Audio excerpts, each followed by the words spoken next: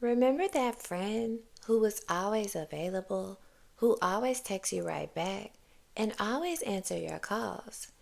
Then one day, things changed. They got busy, started a new job, or got into a new relationship. And then they went quiet. And all of a sudden, you're missing them and wondering when they're going to be free. Well, this shows how them being absent doesn't make us forget them. It makes us obsessed with their return. Hey friend, I'm Kristi, a board certified nurse practitioner, health coach, and trauma survivor.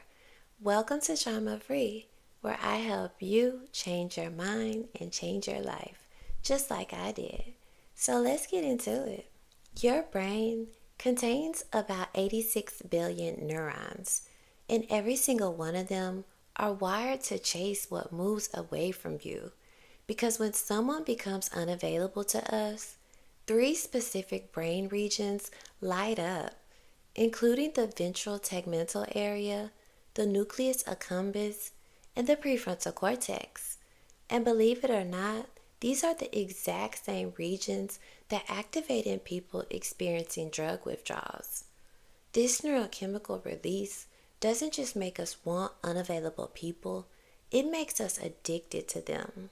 The brain starts to release dopamine, creating bursts of intermittent variable reinforcement, which is a powerful type of conditioning that keeps your brain guessing based on their unpredictability. Think about it. A slot machine doesn't reward you every time you pull the handle. If it did, you get bored and walk away. Instead, it rewards you randomly, keeping your brain flooded with anticipation. When you're always available to someone, you're like a slot machine that pays out every single time. And we all know those don't exist for a reason. But if they did, they would be boring and predictable.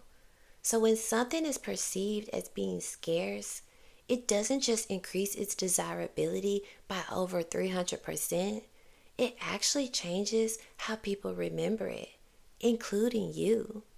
This is about understanding a fundamental law of how humans behave.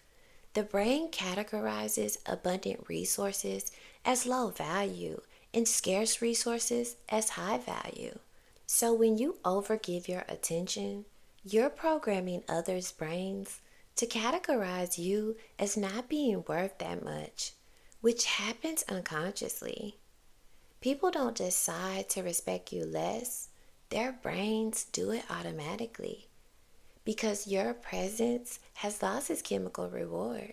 You may not know this, but human beings operate on psychic energy, a limited measurable resource that most people lose without ever realizing it. So we're going to identify the exact mechanisms through which this energy gets taken and how to become energetically covered. Imagine this. You have two people receiving identical text messages that are triggering.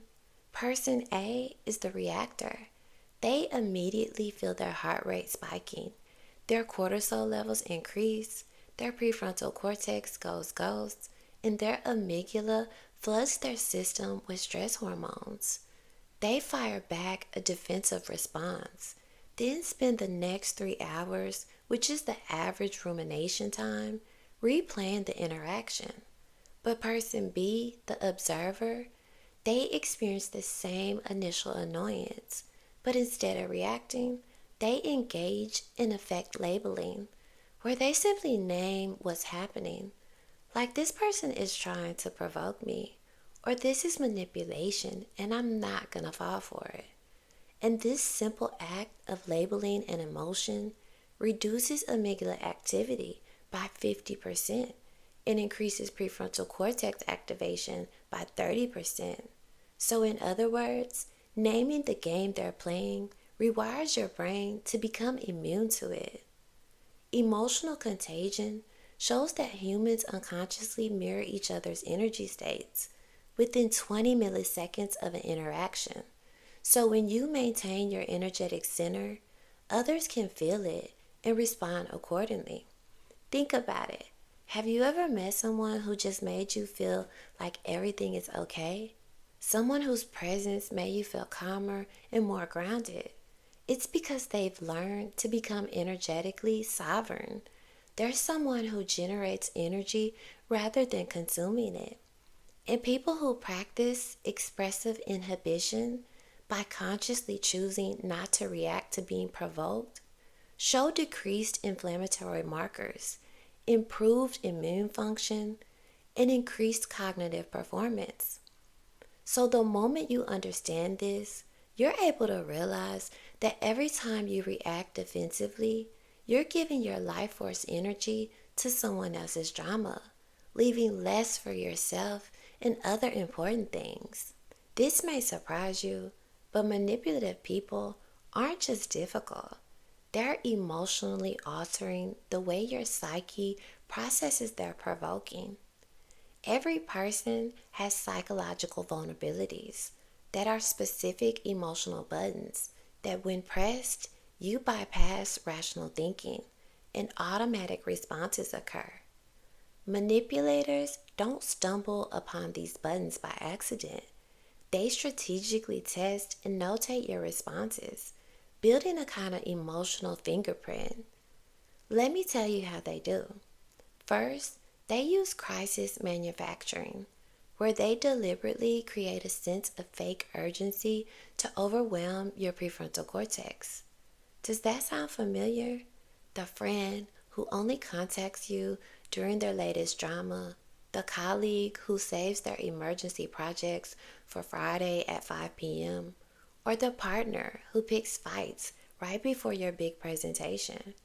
And they don't just create one crisis, they create crisis clusters that are multiple made up emergencies designed to keep you in a constant state of reactive stress. Because when your brain is flooded with cortisol and adrenaline, your capacity for logical thinking drops by up to 60%. Skilled manipulators actually study your reactions, but when you stop providing predictable responses to their manipulation, something changes, and the manipulator doesn't just get frustrated. Their entire behavioral system collapses. They first try the same tactics more intensely by becoming more dramatic, more urgent, and more aggressive. But if you maintain and don't respond, they don't know how to act anymore. And when you become non reactive to manipulation, you don't just protect yourself, you actually become capable of seeing through their facade.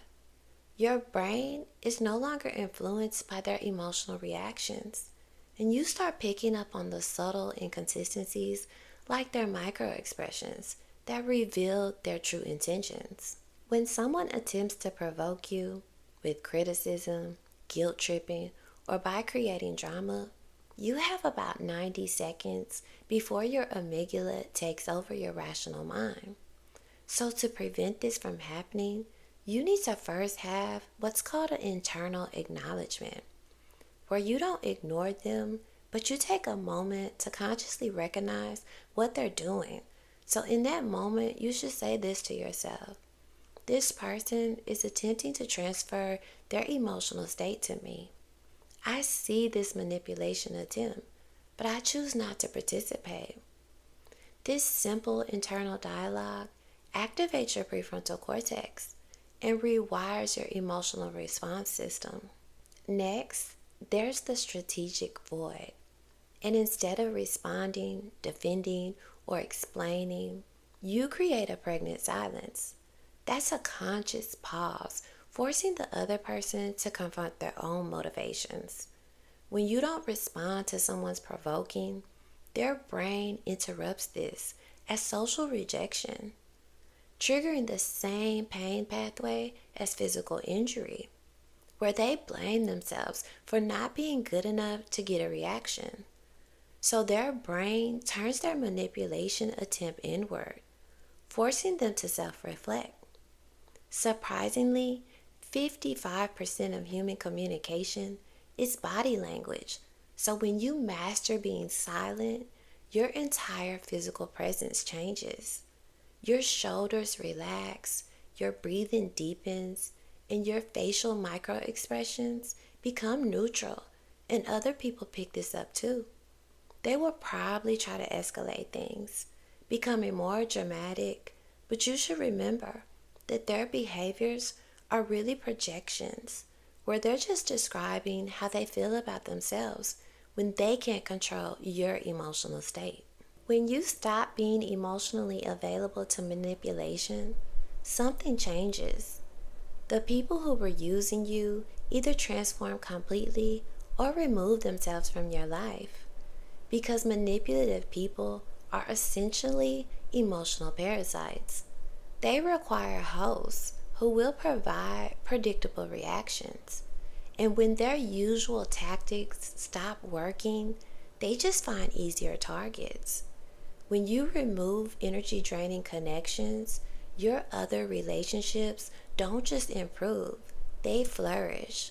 With over 240% higher relationship satisfaction and 67% deeper emotional intimacy.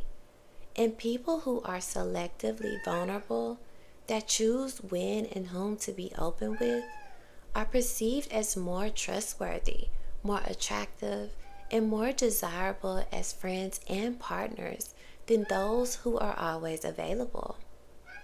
When we're not constantly responding to others' needs, brain regions activate that are responsible for self-reflection, creativity, and authentic desire. When we're not constantly responding to others' needs, brain regions activate that are responsible for self-reflection, creativity, and authentic desire formation. So you're able to discover your own preferences, goals, and aspects of your personality that were hidden under layers of conditioning. And people who practice authentic self-regulation by choosing responses based on their own internal values rather than external pressure show increased gray matter density in areas of their brains associated with emotional regulation, decision making, and stress resilience. So you're not just changing your behavior, you're rewiring your brain to operate from authenticity. And people who align their external behavior with their internal values report 67% higher life satisfaction, 43% better stress management, and 89% greater sense of life purpose. Basically, when you stop being overly present, you're not just becoming more selective of your interactions, you're able to become more of yourself. The most important decision you'll ever make is the choice to value your inner world more than external approval, to prioritize your peace over other people's comfort, to become selectively present so you can finally be genuinely seen. Every moment you spend reacting to someone else's drama is a moment not invested in your own growth, creativity, and in your authentic relationships. Let me paint you two futures. Path 1, you continue being available to everyone, reacting to every little thing, managing others' emotions, seeking approval through always being available. And 5 years from now, you're exhausted, resentful, and surrounded by people who value you for what you do, not for who you are. And path 2, you master withdrawing when needed, and you become selective with your energy, developing authentic relationships based on mutual respect. 5 years from now, you're energized, clear about your purpose, and surrounded by people who enhance your life rather than drain it. When you stop participating in drama, manipulation, and energy draining dynamics, you're not just changing your own life. You're removing your energy from systems that depend on people's reactions to function. Your strategic withdrawal forces others to develop emotional maturity, finding healthier coping mechanisms, or seeking more appropriate sources of supply. When you become more authentic and selective with your presence, you give permission for others to do the same. So the question isn't whether you can afford to withdraw from drama, manipulation, and energy draining relationships. The question is whether you can afford not to. I'm going to leave you with a challenge that will reveal everything you need to know about your readiness for this journey.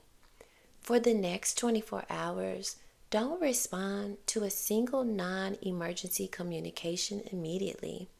Sit with the discomfort. Notice the urge to react, explain, or accommodate. Feel the fear of disappointing someone. Your silence isn't empty.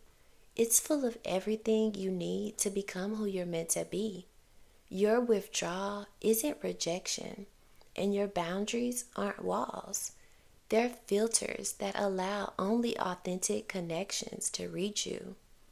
This journey will cost you some relationships, some comfort, and the familiar identity you've built around being available to everyone. But what you'll lose was never serving you anyway. Will you continue to give your authentic self the space it needs to emerge? Or will you continue sacrificing your power to maintain relationships that depend on using your energy? So until next time, stay trauma free and take care.